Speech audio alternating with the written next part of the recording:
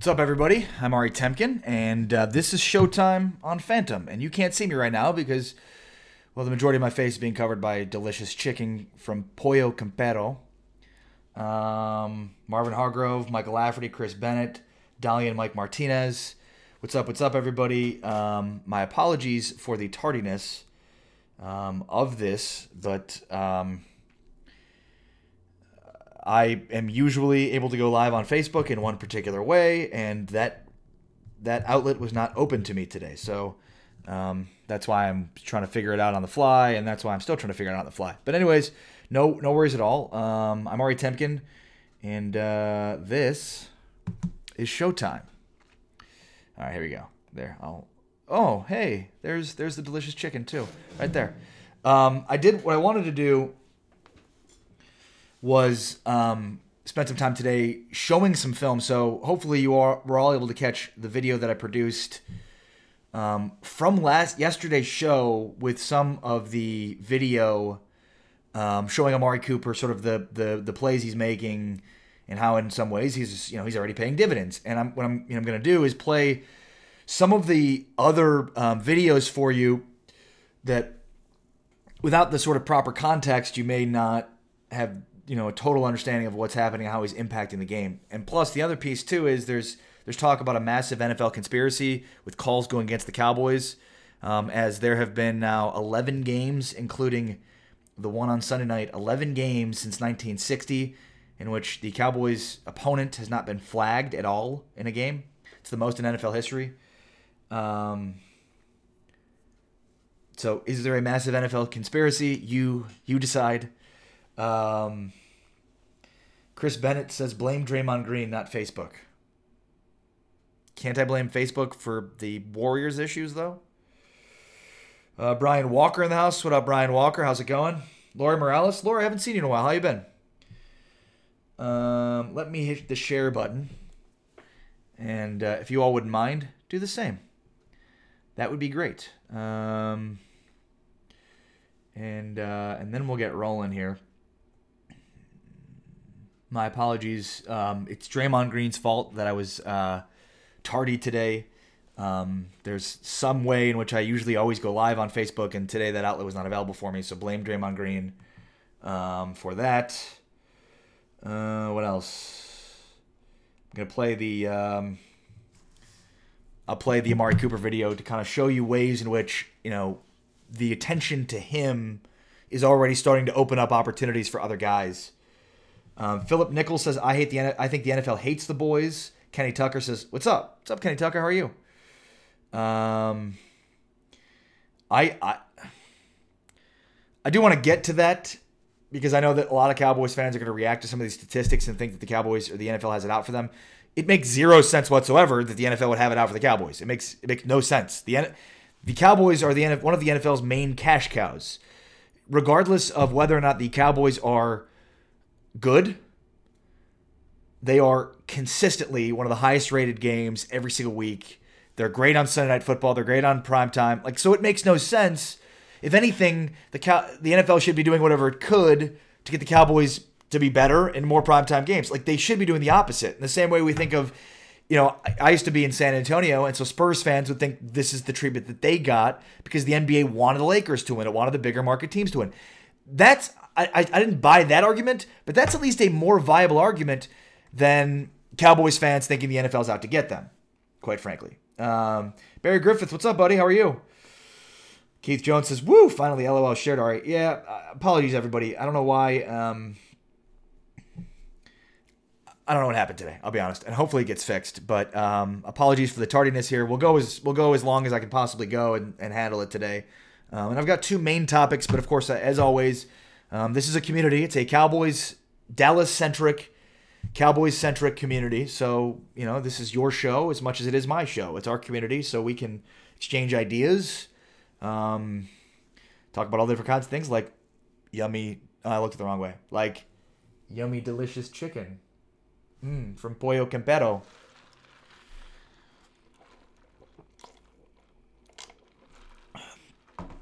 Lori Morales says, in the process of moving, long process of finally on our very own home. Well, congratulations. Moving sucks. As somebody who just moved in the last few months, moving sucks. And if you look at my house, we're still moving. Troy Aikman says Dak should get signed. Troy Aikman says a lot of things, especially the last 2 weeks.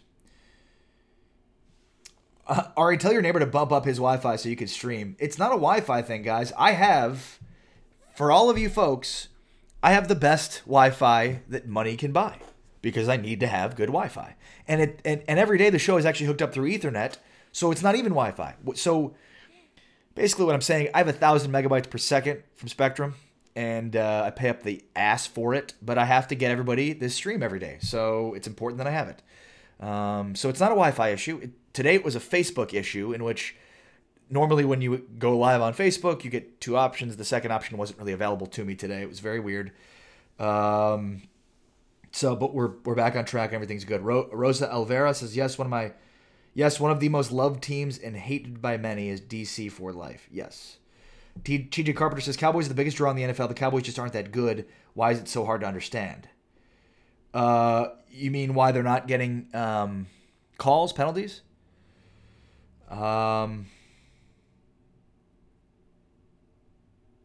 Yeah, Brian Walker says he just has a black screen. I can see myself, so Brian, this might be a you issue, so maybe just go back to Facebook and see. But yeah, I'm definitely on here. Everybody can see me, right? You can see the wonderful chicken beside me too, from Pollo Campero. Right, Philip Nichols says NBC said they love the Cowboys every night. Joshua Woodard in the house. What up, Joshua Woodard? How are you, man? Yeah, again, the idea that the NFL would be out to get the Cowboys, and the reason that they've played 11 games since 1960 in which their opponent hasn't been penalized, like, to me, that's got to be just a coincidence. It has to be. First of all, it's ridiculous. Like, it's 11 games in a long time. 58 years. You're talking about 11 games over a 58-year period. It seems like somebody has to lead the league in that category. Might as well be the Cowboys. William Hampton says, I see you. Chris Bennett says, I see the chicken. Joshua Benson says, all good. I see you from Brian Hogan. Cool. Oh, awesome. But we'll get into this massive conspiracy here in a moment. But the first thing that I wanted to do today was sort of go through some film, because yesterday somebody said, hey, I thought Tuesdays were your film day. And I was like, oh, thanks for bringing that up. So I did want to do that today. So, and I'm going to try to walk you through it as much as I can. But remember, this is kind of a learning process for all of us. So what I want to look at, here we go. Where is this? Okay. So, and this is actually a play that you will have seen in my video that I posted about, the difference Cooper's having, but I kind of wanted to explain it in a more longer form setting here. So here we go. And these clips are not as edited as they would be had I had more time. So you can see, here's the situation. Yeah. All right. So this is a 1st and 10 in the second quarter with 51 seconds left. This is while the Cowboys are driving. So here on the near sideline, closest to you is Cole Beasley and Amari Cooper. So if you watch, Cooper gets the double team, which leaves Cole Beasley wide open. So let's see it again here. Hopefully it restarts. Okay, so again, bear with me as this thing makes its way through. But you'll see at the bottom of the screen, as Cooper and Cole Beasley make a break, what happens here is, there we go. What happens here is that the safety has to commit. And so the safety has to make a decision in a split second. And because Amari Cooper is the guy that's deadly. So watch the bottom of your screen here. Amari Cooper is the total bottom here. So watch Cooper. So watch the safety commit to Cooper, and then Beasley makes that out route, and then he has that big catch. And just so you can see it in what it looked like on the field. And then this is what it looked like in real time as it was happening on the field. And I better turn the source down. There we go. Here's what it's looked like in real time. So you can't really see it, but it's the same play. This is what it looked like on your television screen. But so you can't see the all-22, so you couldn't see that it was Amari Cooper that dragged the safety. But again, very important that you're able to see how Amari Cooper takes the safety with him. Here's another one too, which I thought was really cool. And this is not in the this one was not in the actual film breakdown that I posted. So watch what this does here. Now, look at the top of your screen. Again, I don't really know how to use a pointer here, so I'm going to try to get you to look at it as quickly as possible. Top of your screen is Amari Cooper. He's the one with the sleeves. He gets bracketed coverage here. So look at what it opens up underneath for, in this case, it's Zeke Elliott. Again, this is something a Cowboys receiver has not had at all this year, which is bracketed coverage, basically double teaming with the safety and the corner. So here you go. There's Amari Cooper at the top of your screen, and there are two guys on him, bracketing him, which means underneath is wide open. And that's not a huge gain, but it just shows you the type of potential that's there with a guy like Amari Cooper. So again, we can just see it one more time. There's Amari Cooper at the top of your screen, going straight in his route. He's bracketed, which opens up the opportunities underneath. So that just gives you a decent idea of a couple of ways in which Cooper's ability is opening up opportunities for other people. Now, here was an interesting thing that I noticed about the relationship between Zeke Elliott and Amari Cooper. Okay, so here you see what is basically run personnel. So again, let's just reset this. Sorry. So this is this tells the defense they're running the football. It's an I formation. It's what they call 21 personnel. And instead of running out of it, and this is, again, a good play call by Scott Linehan. Now they throw it to Cooper out of it because they are in basically a run defense. So you look again, the Cowboys are in 21 personnel, which is 2 running backs and 1 tight end. And because of that, the Eagles think they're bailing out to stop the run. And again, as you'll see here, now you've got one-on-one on the outside. Amari Cooper is in the slot in this situation. And they've got, I believe that's Hearns or Gallup. It's Gallup on the outside. So look at that. So look at how open he gets, as you can see across the 40. And again, I'm just going to reset it. I'll get to your comments here in a moment, but I just, I'm trying to, again, here's run personnel. So it looks like the Cowboys are going to run. They go play action out of it. Also, by the way, look at that double block. I've got to show you that again. Look at this block from Zeke Elliott. Okay? Look at Zeke. So they do the play action to Zeke out of this I formation. Again, 21 personnel, 2 running backs, 1 tight end. They go play action here. Watch him take out those 2 dudes. Badass. And then wide open is Amari Cooper. Again, this is Zeke Elliott's relationship and how much he's going to help Amari Cooper.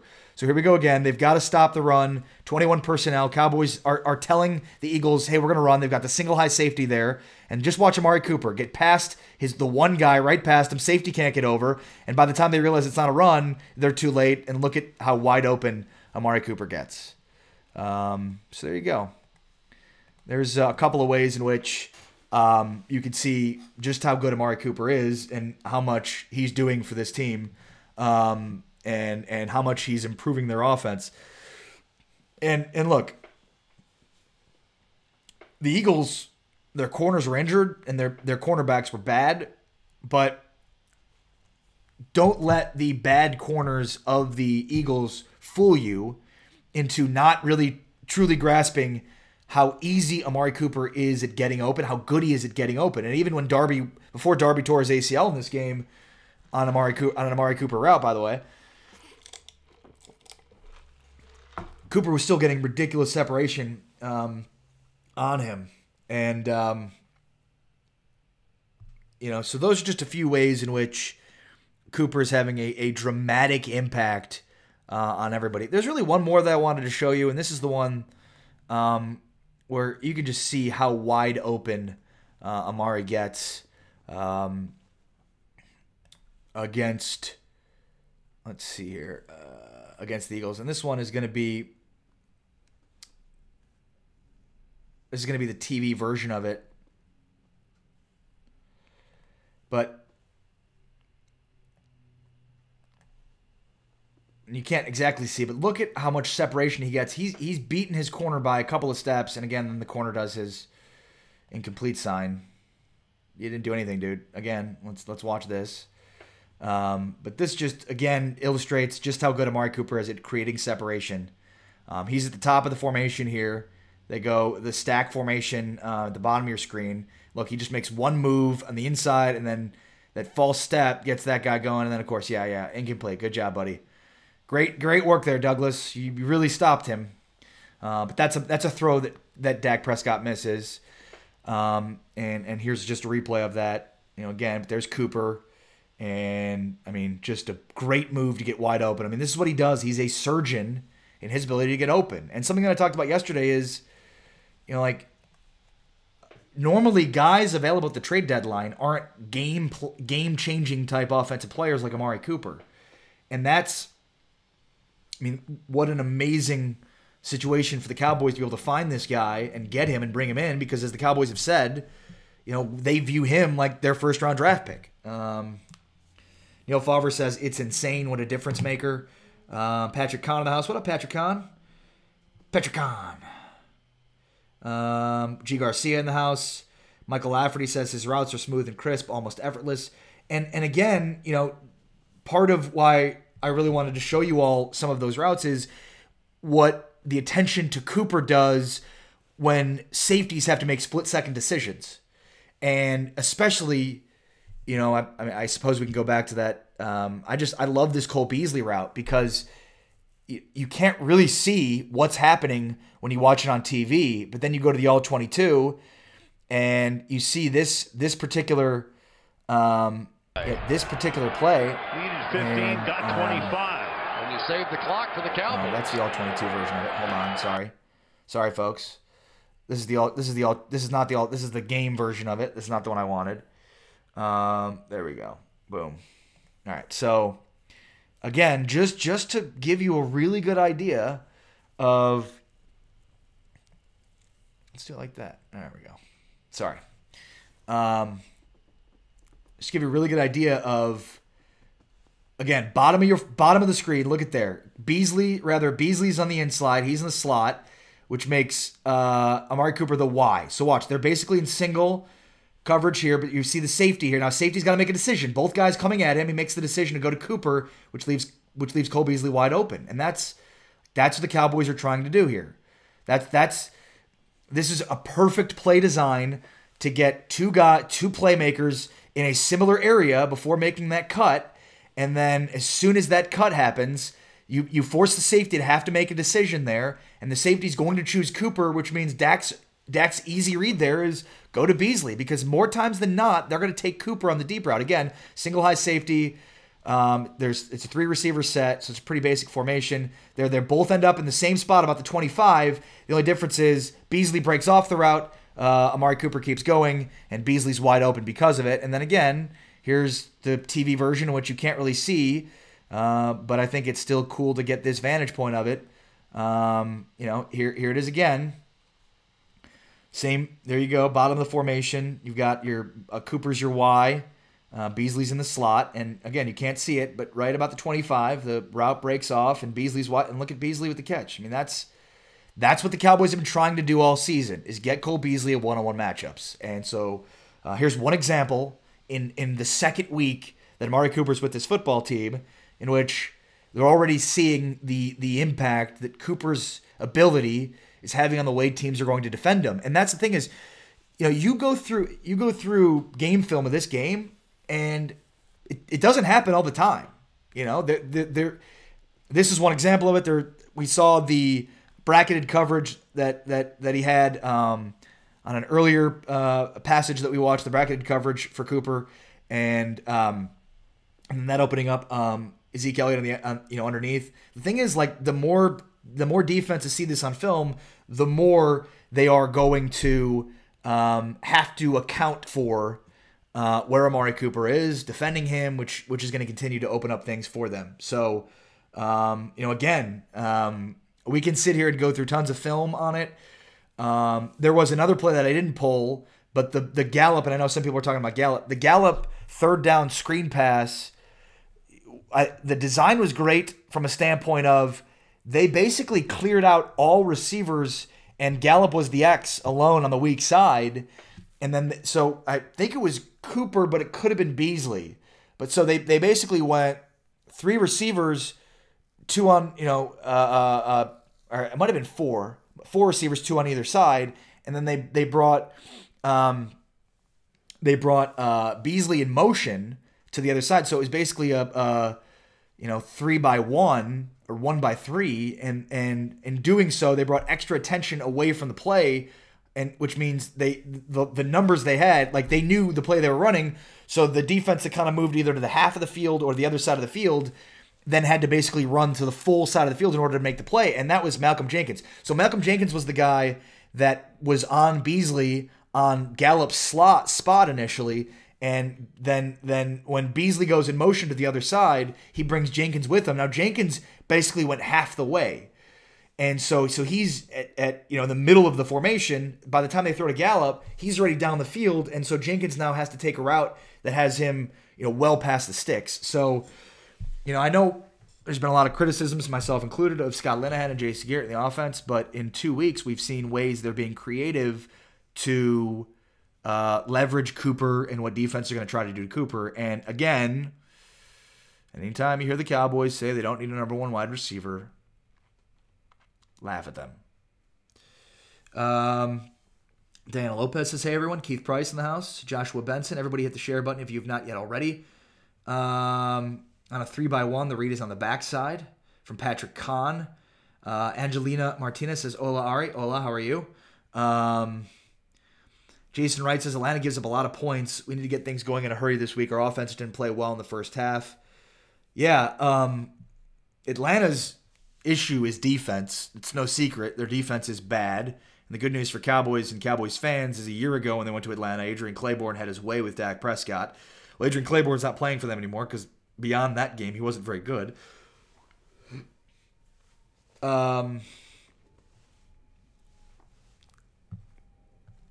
So, I mean, again, there's going to be a focal point on the Cowboys' ability to press, down the field early, get them, we did see Scott Linehan mix a lot more run pass where, on first down they ran a lot, or on first down they would throw out of running formations or run out of throwing formations. So I haven't watched as much film in previous weeks as I've watched this week, so I can't tell you how much they've been mixing and matching, basically a running formation and a passing situation and vice versa. But we definitely saw a lot of it, and it worked a ton, especially in the second half against the Eagles. And that's where guys like Zeke and Cooper become so deadly because you bail out to stop one of them and the other one kills you. And especially that's the mixing and matching, sort of the a traditional 21 personnel, 12 personnel, traditional running sets. When the Cowboys can then turn those into passing situations because they've got a guy that can consistently win one-on-one matchups like Amari Cooper, their offense is going to be very explosive. Jay Hood in the house. What up, Jay Hood? How are you, brother? I meant to, I've got to check out the Dallas Cowboys America's Team page, by the way, and also the Cowboys Report, Dallas Cowboys Report. Shout out to all those pages. Partners of ours here at Phantom. Helping to post content and help us grow our audience. Let's see here. Wayne Bloodsoe in the house says, in today's NFL, separation is only an arm length away, and he creates a lot more separation. What else do we have? David Alejandre says, did this just start? No, but we did start late. Terrence Briscoe says, our defense is better than it was last year. That's factually accurate. Beeve Pena says, they don't. The more options the Cowboys offense has, the better. Keep the opponent's defense guess. Yep. Cooper's a must-stay, 100%. That's 100 from John Rogers on the Phantom page. You mean like re-sign him? Yeah, I mean, when the Cowboys traded a first-round pick for Amari Cooper, there was no question they were going to re-sign him because that's a significant investment to be making. On YouTube, let's see, do we have any commenters? Stevie Mack in the house. Stevie Mack says, I think Roger just hates Jerry, must be really jealous of him, but he said jelly, which I appreciate very much. We should use more pick plays, worked well the one measly time we called it. Yeah.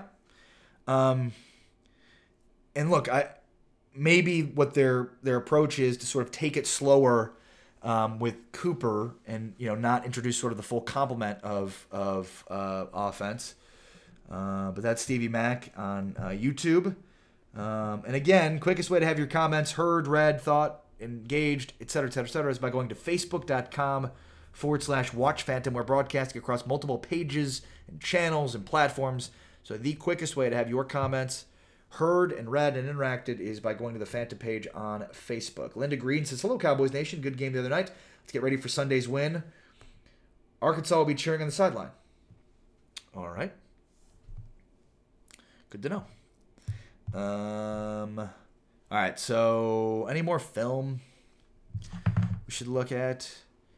The big completion to Amari Cooper out of the run personnel, in which, you know, they had the play won from the start, considering Cooper got such a good release off the line of scrimmage and was wide open. It was too late for the safety to come over.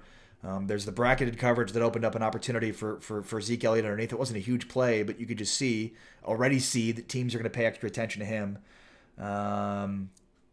So yeah, I think that's all there. Hector Cano says, is this last year for Sean Lee as a Cowboys player? I believe so, yes. Unless he's willing to take a significant pay cut, and probably even more so playing time cut as well, but because you just can't count on him. And I'm sure he knows the same thing. All right. Our second topic today is the massive NFL conspiracy to knowingly keep the Cowboys down. I'm just kidding. That's not true at all. There we go. There's a chicken. Our chicken is back. We lost our chicken for a second. Okay, so there's a couple of stats out there that people are referencing to basically say, hey, the Cowboys are not getting a fair shake of it. What's the deal? I saw Mark Lane tweet that since 1960,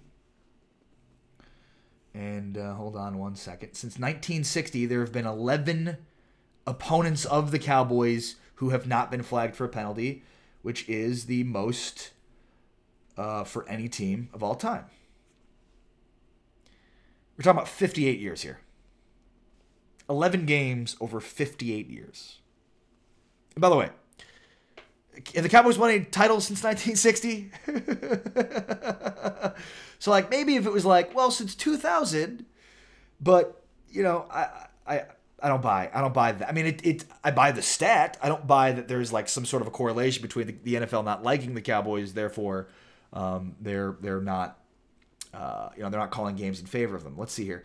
This is from the Goose Goslin, Rick Goslin, who is obviously long time reporter covering the Dallas Cowboys. He tweeted, and this was the other day, he tweeted, the Eagles played a penalty-free game against the Cowboys, only the second team all season to play a penalty-free game. The Patriots were the other against Kansas City. There have been 30 penalty-free games since 2000, and a league-high 5 have come with the Cowboys as the opponent. So there's where the stat gets a little bit more towards what I was just talking about, all right? So now there have been 30 penalty-free games since 2000, and 5 of them have come against the Cowboys. 18 years, 5 penalty-free games. Still just seems like a coincidence to me. And again, it makes, like, I get the idea that Roger Goodell doesn't like Jerry Jones. And certainly there's evidence to support that. And by the way, Jerry was the one that was basically campaigning for Roger Goodell to not get a contract extension, despite the fact that seemingly every other owner in the National Football League wanted to give him one. But it just makes no sense for the Cowboys to not, like, it makes more sense for the Cowboys to get preferential treatment than it makes for the Cowboys for the opposite to happen. Roger Goodell might not like Jerry Jones or the Cowboys, but he's not going to cut off his nose to spite his face. And that's basically what people are saying is happening for the Cowboys, against the Cowboys, is the refs are blowing games in favor of the opposition because they don't like the Cowboys. Again, the Cowboys are the most important franchise in the NFL. They are the cash cow of the league, and they're ratings proof. Like, it doesn't matter if they're good or bad. You put them on Sunday Night Football or Monday Night Football, and they're going to have one of the highest rated games. They're going to have the highest rated games of the week and some of the highest rated games all season.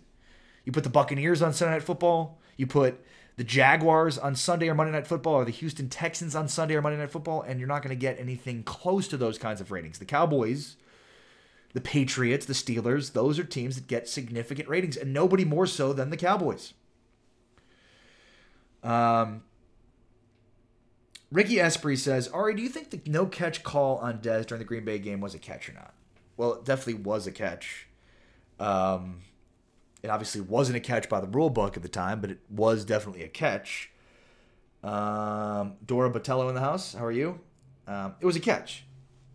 But what I've said all along, I'll maintain it. I've said it on streams. I said it after the fact. Like, that game wasn't lost on that call or that play. That game was lost because of their passive approach in defending Aaron Rodgers. They should have been more aggressive at getting after him because he was on one leg in that game. He was injured, he was hurt, he had a bad leg, and they didn't send any extra pressure to him. And after the game, defensive coordinator Rod Marinelli basically said, well, we were worried about getting beat in the back end. And they still got beat in the back end, right? Like, so they didn't send extra pressure at Aaron Rodgers so they could potentially try and get after him and maybe hurt the injury even more, which is a part and parcel to the sport of football, right? If I were defensive coordinator of that game, I would have sent tons of pressure towards him. Like, because the idea that, well, if we do that, then we're leaving ourselves susceptible in the back end. It's like, but you still got beat in the back end. So instead, I'd rather be aggressive and lose that way than not be aggressive and be like, well, we wanted to play it that way because we were worried about him beating us, but be more aggressive and still lose that way. That was my issue with that game. Now, obviously, the Dez catch on catch had a dramatic impact on the outcome of that football game. So both of those things can be true, right? Like, the game was certainly won and lost on that Dez catch on catch, but it was also in many ways won and lost on the Cowboys' inability to get after Rodgers. And that's why I say, like, you can't allow the officials to dictate the outcome of games. You have to do it yourself. You have to make sure you do you put on the play, you have to make sure that you call the right plays, you execute the right, like, you have to be able to put it on the players and the coaching staff and not leave it up to the officials to be the deciding factors of games. That's my point in saying all of that. And I consistently say that too.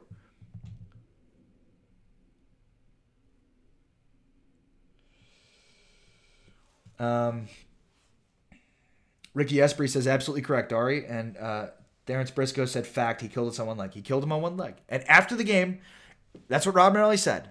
Rob Marinelli said, we didn't want to be aggressive because we were worried about getting beat in the back end. Well, you still did. And you weren't aggressive.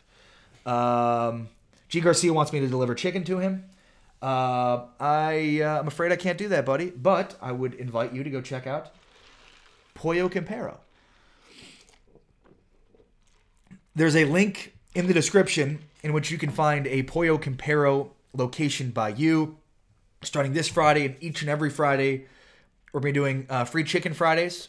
So while I can't deliver chicken to you, I can give you free chicken. Lori Morales says, alrighty, folks, my 20 mom break is over. I'm out of here. More packing to do. Sick kids home from school. Once moved and settled, I'll be back. Till then, go Cowboys. Y'all have a great day.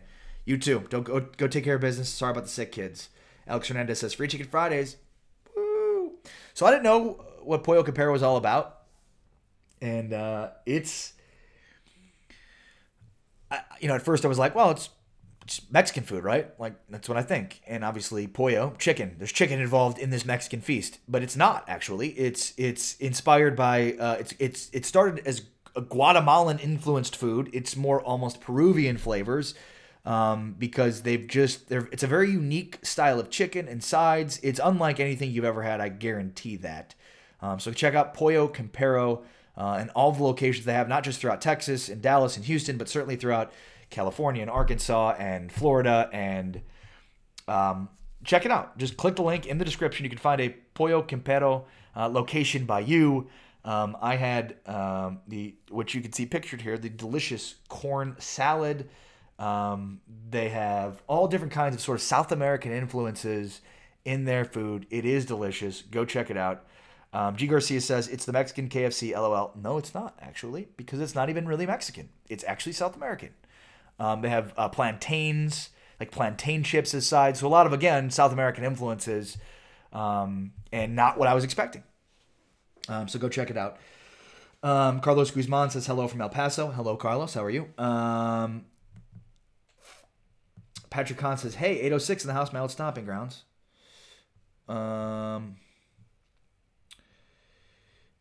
Hernandez says, it reminds me of Pollo Tropical. I never had Pollo Tropical, so I can't speak to that, but I was extremely impressed.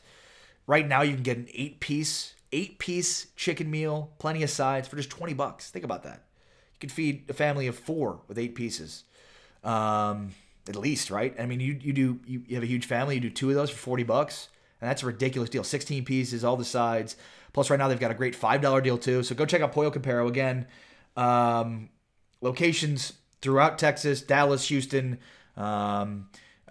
Florida, California, Arkansas, all over. So again, click on the link in the description and find a location nearest to you. Kerry Teagle wants to know if there's any changes to the injury list. No. David Irving, I'm expecting him to miss at least the next 2 weeks, especially because next week it's a short week with a game on Thursday night for Thanksgiving. Zach Martin, everything we've heard about Zach Martin is he's fine. Alex Hernandez, Colonel going to go crazy when he hears that special. G. Garcia says, what's up with Tavon Ari? Well, yeah, he was put on short-term IR, which means that Tavon's not even available to come off until the final quarter of the season. And, I mean, it's funny because their offense has evolved so far where it's like, oh, what are they going to do with Tavon now? Jason Wright says, killing me, Ari. Now I got to find something to eat. Well, Jason, I don't know where you live. You should go find Pollo Comparo.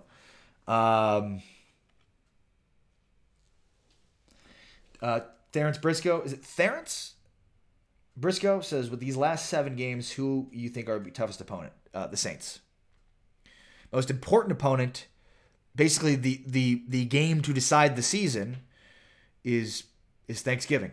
That's the game of games for the Dallas Cowboys in 2018. That's the big one. Is any opportunity the Cowboys have to play postseason football is by beating the Redskins on Thanksgiving. And then obviously the following week they're playing the Saints, which, that's their toughest opponent on the schedule. The Saints are just absolutely loaded. They're a machine on defense, on offense. Somebody asked me about Connor Williams. That's a great question. I do not believe he's practicing, but I'm trying to look now at the practice report from yesterday, trying to see if there is one. But, and I know, there's talk like, well, do they go with Xavier Su'a-Filo? And my answer to that is we're going to let one game dictate that. They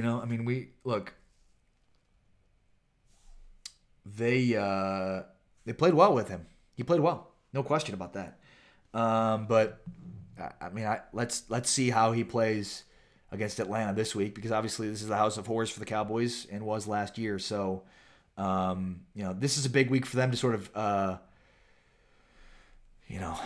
get over their demons from last season. All right, everybody. I'm Ari Temkin, and this is Showtime on Phantom, where we're putting you at the center of the Dallas sports discussion every day, noon. I'll try to be on time tomorrow, but my apologies for the tardiness of today's stream because of the issues I was having technically.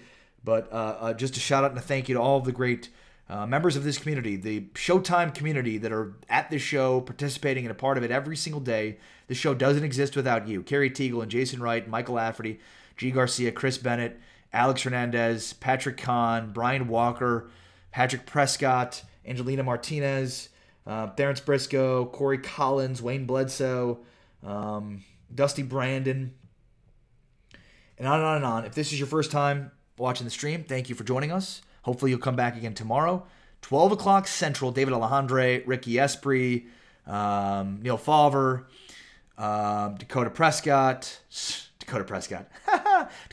Patrick Prescott, and on and on and on. Lori Morales. So again, this community is all about you guys. It's all about your participation and you, all of you people. So thank you for Keith Price. So thank you all for being a part of the show. Joe Tranchina. I'm back tomorrow, 12 o'clock Central, right here on Phantom. Phantom is putting you at the center of the Dallas sports discussion. Pollo Comparo, y'all.